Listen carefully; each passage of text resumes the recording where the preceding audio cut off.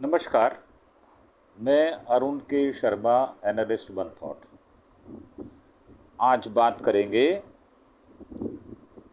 चुनाव आयोग ने भारत सरकार के उपराष्ट्रपति के लिए चुनाव की प्रक्रिया का प्रोग्राम अनाउंस कर दिया है। उपराष्ट्रपति चुनाव 9 सितंबर को होगा।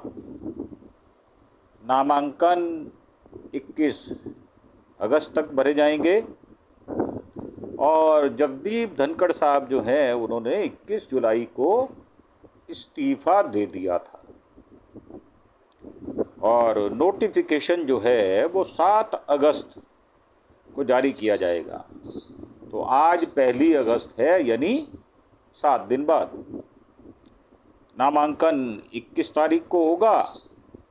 अगर आवश्यकता हुई तो वोटिंग होगी 9 तारीख को, और 9 ही तारीख को उसकी गिनती भी कर ली जाएगी और परिणाम घोषित कर दिया जाएगा।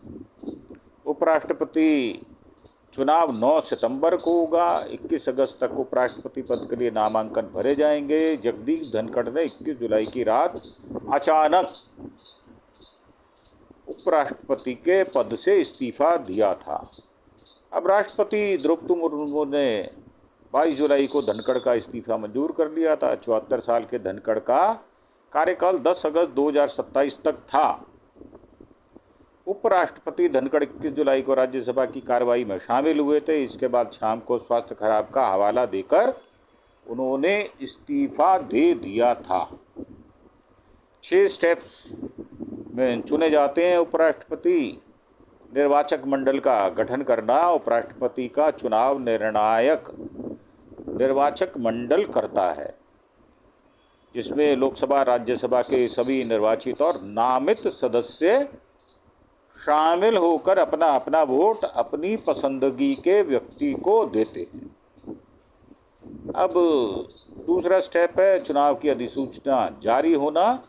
निर्वाचन आयोग द्वारा अधिसूचना में नामांकन, मतदान, परिणाम की तारीखें होती है। तीसरे स्टेप में नामांकन प्रक्रिया शुरू होती है। उम्मीदवार को कम से कम 20 सांसदों द्वारा प्रस्तावक और 20 सांसदों द्वारा समर्थक के रूप में हस्ताक्षर के साथ नामांकन पत्र दाखिल करना होता है। और चौथा स्टेप है कि सांसदों के बीच प्रचार होता है। केवल सांसद मतदाता होते हैं, इसलिए यह प्रचार समिति दायरे में होती है। उम्मीदवार और उनके समर्थक दल प्रचार में शामिल होते हैं। मतदान की प्रक्रिया शुरू होगी और हर सांसद मतपत्र पर प्रत्याशियों की प्राथमिकता के क्रम में 1, 2, 3 अंकित कर देता है। और स्टेप नंबर 6 है मतों की गिनती होगी। परिणाम जीत के लिए कुल वैध मतों का साधारण बहुमत 50% से अधिक प्राप्त करना होता है। रिटर्निंग अफसर नतीजे की घोषणा करता है।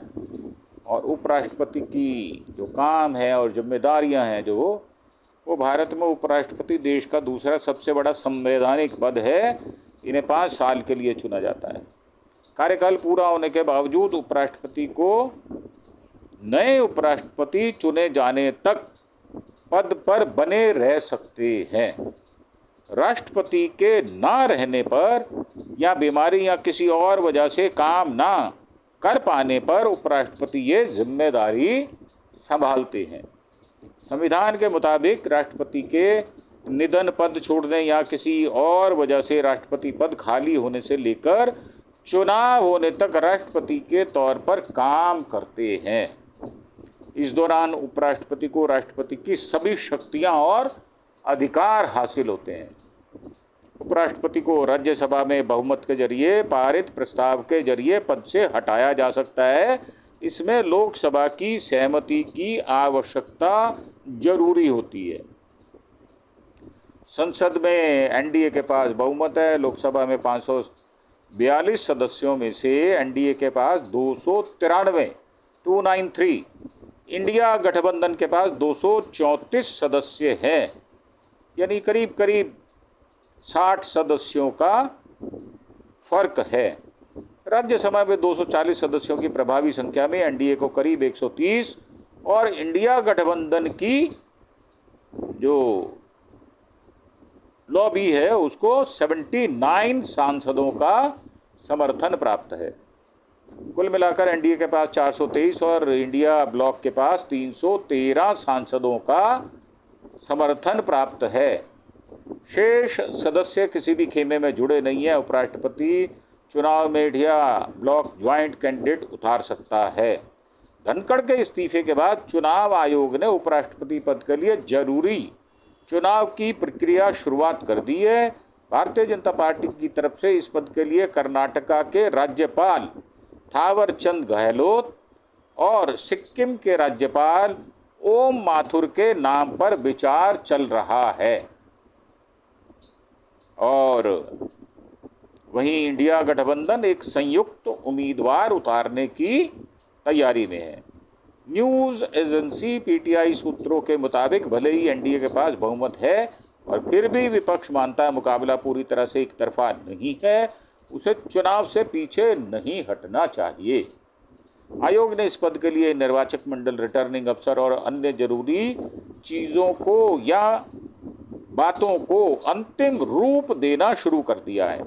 आयोग की तैयारी के बीच भारतीय जनता पार्टी की कोशिश हो कि इस पद का उम्मीदवार किसी अन्य सहयोगी को बनाने की जगह अपने उम्मीदवार का नाम तय कर उसके नाम पर सहयोगी दलों को राजी कर लिया जाए। और जगदीप धनखड़ का उपराष्ट्रपति पद से इस्तीफा स्वास्थ्य को वजह बताया गया था। स्वास्थ्य की प्राथमिकता और डॉक्टरी सलाह का पालन करते हुए भारत के उपराष्ट्रपति पद से तत्काल प्रभाव से इस्तीफा त्यागपत्र दे रहा हूं, ऐसा उपराष्ट्रपति ने लिखे राष्ट्रपति को लिखे पत्र में जगदीप धनखड़ ने कहा था। और 21 जुलाई की रात को अनुच्छेद 67A के तहत राष्ट्रपति द्रौपदी मुर्मू को त्याग पत्र सौंपा था। उन्होंने लिखा था कि स्वास्थ्य की प्राथमिकता और डॉक्टरी सलाह का पालन करते हुए मैं भारत के उपराष्ट्रपति पद से तत्काल प्रभाव से त्यागपत्र दे रहा हूं।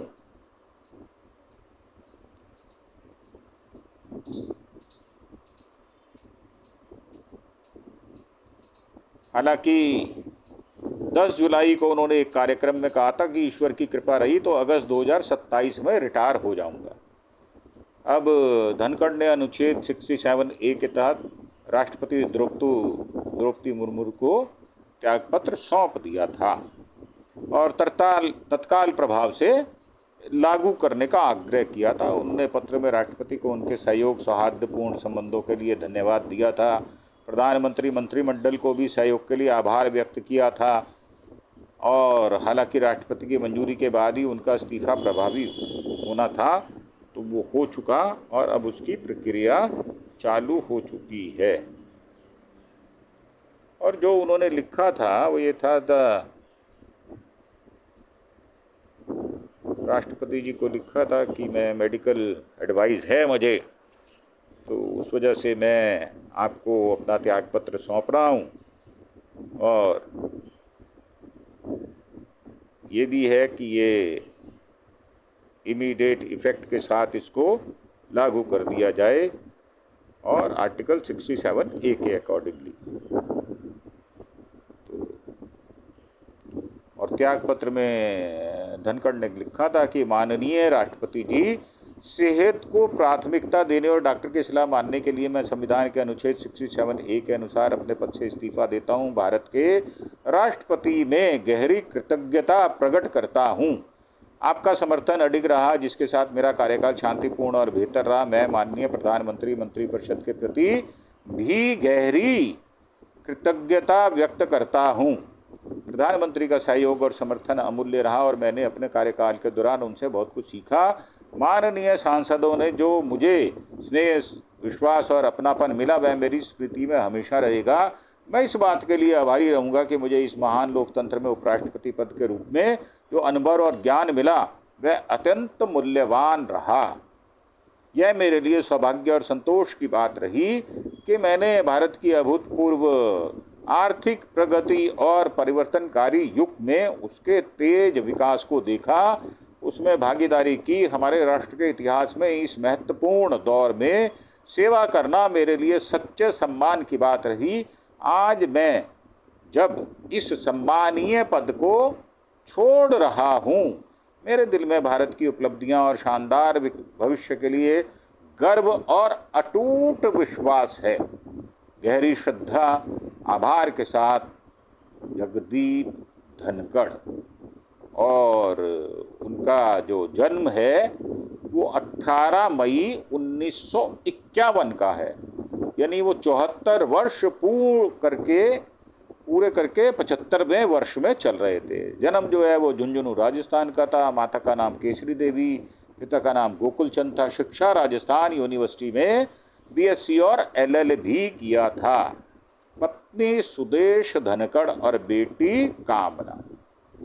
वकालत कैरियर चुना। उन्होंने 1990 में राजस्थान हाई कोर्ट में वकालत शुरू की। 2019 तक सुप्रीम कोर्ट और हाई कोर्ट में वकालत की।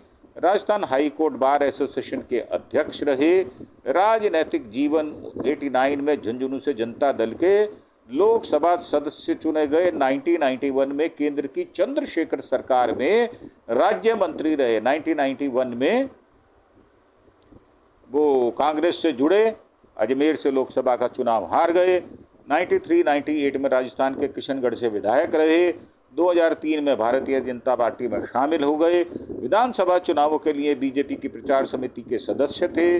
2008 में 2016 में भारतीय जनता पार्टी के विधि और कानून मामलों में जो विभाग था उसका नेतृत्व किया और पश्चिम बंगाल का राज्यपाल नियुक्त किया गया उनको 2019 में।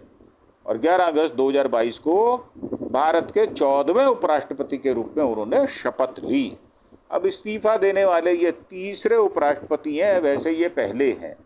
11 अगस्त 2022 को धनखड़ ने उपराष्ट्रपति पद की शपथ ली थी। उपराष्ट्रपति चुनाव में उन्होंने विपक्षी उम्मीदवार मार्गरेट अल्वा को हराया था। धनखड़ को कुल 725 में से 528 वोट मिले थे, जबकि अल्वा को 182 वोट मिले थे। उस समय संसद का मानसून सत्र चल रहा था। उपराष्ट्रपति राज्यपाल राज्यसभा के सभापति होते हैं। सत्र के बीच में पद से इस्तीफा देने वाले धनखड़ पहले देश के उपराष्ट्रपति हैं। साथ ही कार्यकाल के बीच से इस्तीफा देने वाले तीसरे उपराष्ट्रपति भी हैं। और जगदीप धनखड़ कार्यकाल के बीच में इस्तीफा देने वाले तीसरे उपराष्ट्रपति बने। वीवी गिरी साहब 3 मई 1969 को तत्कालीन राष्ट्रपति जाकिर हुसैन के निधन के बाद कार्यवाहक राष्ट्रपति का पद संभाला था और 2 जुलाई 1969 को बतौर स्वतंत्र उम्मीदवार राष्ट्रपति चुनाव लड़ने के लिए उपराष्ट्रपति पद से इस्तीफा दिया था। कार्यकाल पूरा ना करने वाले पहले राष्ट्रपति बन गए थे, पर कारण राष्ट्रपति बनना था। और भैरव सिंह शेखावत 21 जुलाई 2007 को राष्ट्रपति चुनाव में प्रतिभा पाटिल से हारने के बाद उन्होंने भी राष्ट्रपति चुनाव लड़ा था, परंतु प्रतिभा पाटिल से चुनाव हार गए थे, तो इसलिए उपराष्ट्रपति पद से उन्होंने इस्तीफा दे दिया था। उपराष्ट्रपति का पद 21 दिनों तक खाली रहा। बाद में मोहम्मद हामिद अंसारी को उपराष्ट्रपति पद पर चुन लिया गया था। और राष्ट्रपति बनने के बाद इस्तीफा देने वाले उपराष्ट्रपति जो हैं वो आर वेंकटरमन रहे 24 जुलाई 1987 में, और शंकर दयाल शर्मा 24 जुलाई 1992 में, के.आर. नारायणन 24 जुलाई 1997 में, और कृष्णकांत उपराष्ट्रपति पद पर रहते हुए 27 जुलाई 2002 को निधन होने वाले एकमात्र उपराष्ट्रपति थे। उनका पद पर रहते हुए निधन हो गया था।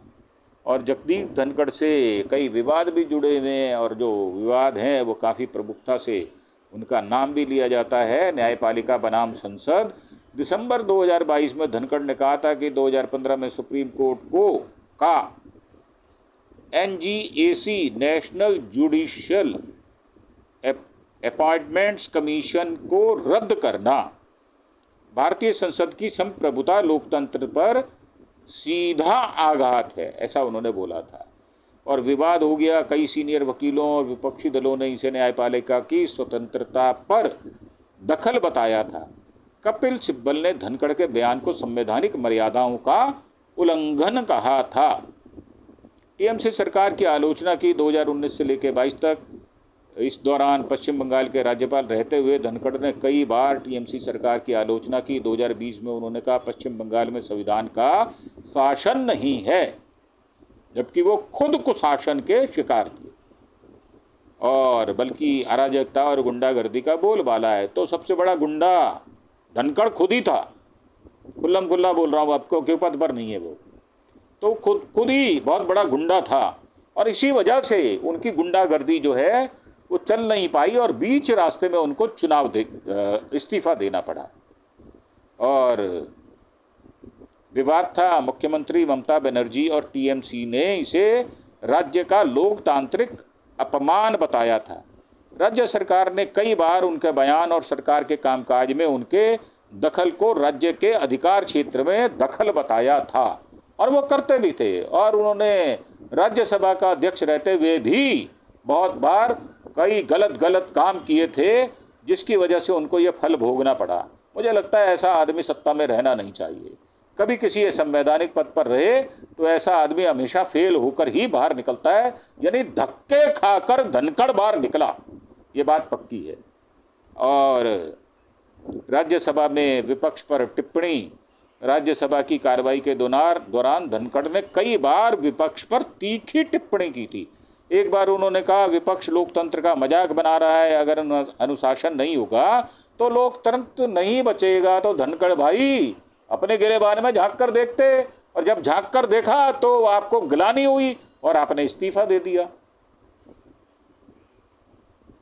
और विवाद ये था कि विपक्ष ने आरोप लगाया था उपराष्ट्रपति होने के बावजूद बीजेपी के पक्ष में, बीजेपी के कार्यकर्ता के रूप में, आरएसएस के एकलव्य के रूप में काम करते थे। तो ऐसा आदमी जो इस तरह का हो, निर्लज्ज, तो उसको इस्तीफा दे ही देना चाहिए था और ठीक ही दिया उन्होंने, उसमें कुछ गलत भी नहीं है।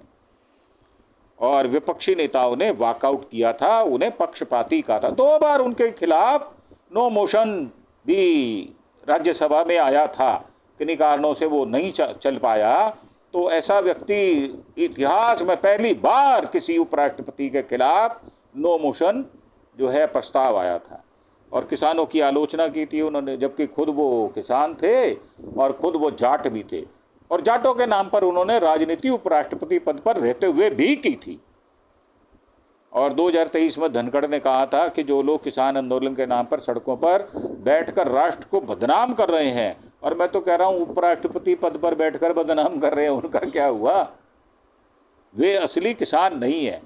तो विवाद क्या था, किसान संगठन खाप पंचायतों ने इस पर कड़ी आपत्ति जताई थी। उन्होंने कहा कि एक किसान पुत्र को किसानों की शहादत का अपमान नहीं करना चाहिए। अब 34 सांसदों का निलंबन भी कर दिया था, क्योंकि मोदी के चमचे हुआ करते थे धनखड़, तलबे चाटू आदमी था ये मोदी का। और दिसंबर 2023 मोदी 2.0 के आखिरी शीतकालीन सत्र में 141 सांसदों का निलंबन हुआ था। इनमें धनखड़ ने राज्यसभा से 34 सांसदों का निलंबन कर दिया था। राज्यसभा में तब 245 सांसद थे। भारतीय जनता पार्टी सहयोगी दलों के 105 सांसद थे। 34 विपक्षी सांसदों के सस्पेंशन के बाद सदन में विपक्ष के 106 सांसद बचे थे। और विवाद क्या था, निलंबन के विरोध में विपक्ष ने धरना दिया था। टीएमसी सांसद कल्याण बनर्जी ने इस दौरान धनखड़ की नकल की थी, हूबहू बिल्कुल धनखड़ बनकर, जैसे वो हाथ टुंडे करके ऐसे करते थे वैसे ही किया था उन्होंने। वे अलग अलग पोज देकर धनखड़ का मजाक उड़ाते दिखे थे। इस दौरान वहां मौजूद राहुल गांधी हंसते दिखाई दिए थे, और उनका हंसना जो है वो उतना उचित नहीं ठहराया जा सकता। धनखड़ ने इसे व्यक्तिगत और जाति आधारित अपमान बताया था। तो धनखड़ पहले जाट थे या पहले उपराष्ट्रपति थे, पहले वो इंसान थे या पहले उपराष्ट्रपति थे? तो धनखड़ जैसा आदमी जो लोभी, लालची और मुंह से जो आए बक देने वाला आदमी, किसान पृष्ठभूमि का संसद में मजाक उड़ाया गया। यह पूरे समुदाय का अपना, अरे पूरा समुदाय कहाँ से आ गया? धनखड़ साहब आपके पास 40 आदमी नहीं है, एक भी सांसद ने आपके इस्तीफा देने के बाद आपके पक्ष में कोई बयान नहीं दिया, अकेले पड़ गए हो आप। और धनखड़ ने इसे व्यक्तिगत जाति आधारित अपमान बताया था। उन्होंने कहा मेरी जाट पहचान और किसान पृष्ठभूमि का संसद में मजाक उड़ाया गया, यह पूरे समुदाय का अपमान है जो कि झूठ और निराधार था। हालांकि जाट संगठनों और किसान यूनियनों ने धनखड़ की आलोचना की थी और कहा कि वे अपनी जाति का जिक्र अपनी सुविधा के अनुसार ही करते हैं और किसानों के मुद्दे को नजरअंदाज करते हैं। 780 किसान मर गए, उन्होंने कोई शोक व्यक्त नहीं किया। तो ऐसा व्यक्ति जो स्वार्थी हो, बेशर्म हो, निर्लज्ज हो, अपनी ही जाति के 780 लोग मर गए, उन पर उन्होंने शोक व्यक्त नहीं किया। तो मेरा मानना यह है कि हम तो उनकी भर्त्सना करते हैं और खुले शब्दों में करते हैं। अच्छा हुआ ऐसा आदमी चला गया।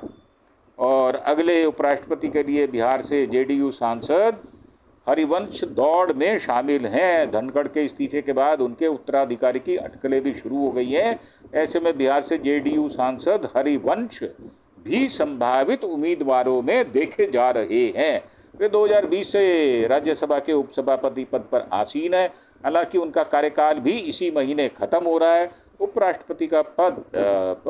उपराष्ट्रपति का इस्तीफा स्वीकार हुआ तो नया राष्ट्रपति चुने जाने तक राज्यसभा के उपसभापति ही सभापति अनुच्छेद 91 के तहत होते हैं।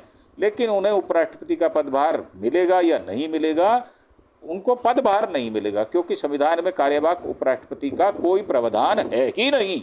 राष्ट्रपति की अनुपस्थिति में उनका पदभार उपराष्ट्रपति को मिलता है यदि उपराष्ट्रपति पद खाली रहता है तो, और राष्ट्रपति भी अनुपस्थित है यानी देश से बाहर है तो में राष्ट्रपति पद सीजीआई को दिया जाता है। पद खाली होने पर उपराष्ट्रपति कितने दिन में चुना जाएगा इसकी कोई समय सीमा तय नहीं थी, परंतु उन्होंने 1 महीने के अंदर अंदर चुनाव की प्रक्रिया शुरू कर दी, जिसके लिए केंद्रीय सरकार को बधाई दी जा सकती है। और जगदीप धनखड़ के जयराम बोले पीएम जगदीप धनखड़ से मन बदलने को कहें। तो जगदीप धनखड़ ने उपराष्ट्रपति पद से अचानक इस्तीफा दिया।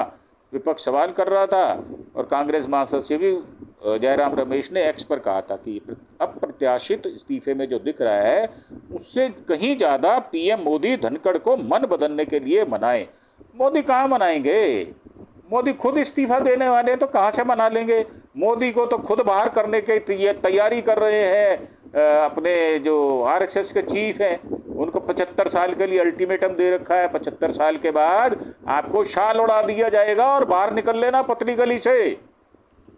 शिवसेना यूबीटी नेता आनंद दुबे ने कहा कि स्वस्थ कारणों से उपराष्ट्रपति के इस्तीफे की खबर चिंताजनक है। हम उनकी कुशलता की कामना करते हैं। मानसून सत्र का पहला दिन था, उसी दिन उनका इस्तीफा हैरान करने वाला था। इस सरकार में क्या चल रहा है स्वास्थ्य चिंता का विषय होता तो इस्तीफा सत्र से कुछ दिन पहले या बाद में दिया जा सकता था।